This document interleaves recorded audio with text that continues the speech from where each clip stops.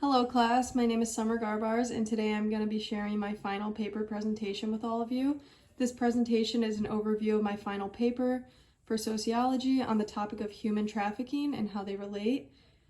For those of you who don't quite know what the act of human trafficking is, it's best described as the involvement of the use of force, fraud, to obtain labor or commercial sex act. So how human trafficking relates to sociology. In this slide, I basically cover the categories within different relations to human trafficking, which are race, gender, age, class, etc. And next we have globalization and the increase of trafficking in human beings.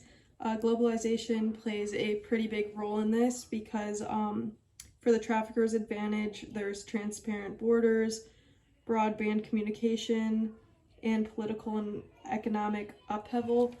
So that has a lot to do with how human trafficking can relate to sociology. There's also the feminist theory, gender discrimination, gender inequality. Those all relate and contribute to human trafficking as well. Many different push and pull factors that can contribute to human trafficking.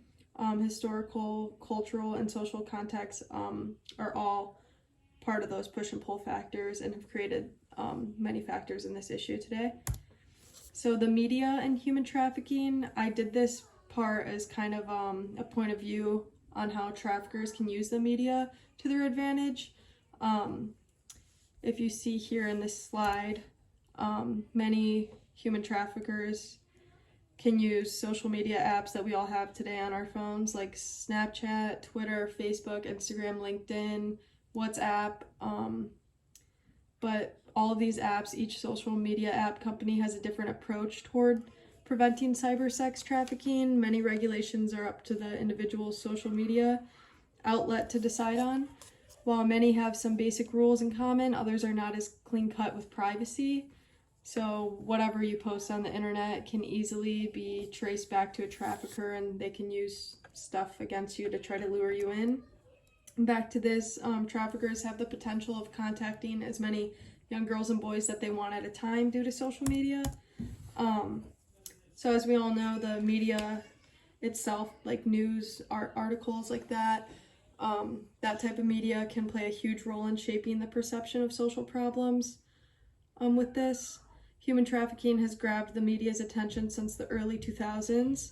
And as the years go on, there's always more coverage discussing trafficking in the media, thus it's becoming a bigger problem.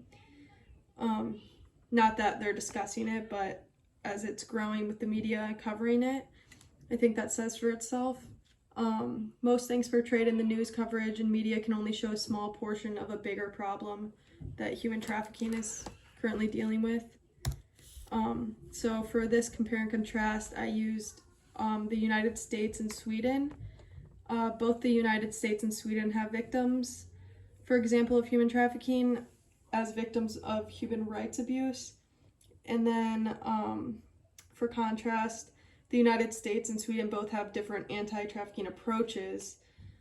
So Sweden looks at trafficking through equality. And as for the United States, they see trafficking as more of an organized crime to be dealt with, such as like law enforcement and that. But both the United States and Sweden believe human trafficking is an international issue, which requires a mixture of law enforcement. So they both can agree that the law enforcement, but yeah, basically that's just my example of, comparing and contrasting the issue of human trafficking among different countries. So, yep, that's it. Thank you for watching.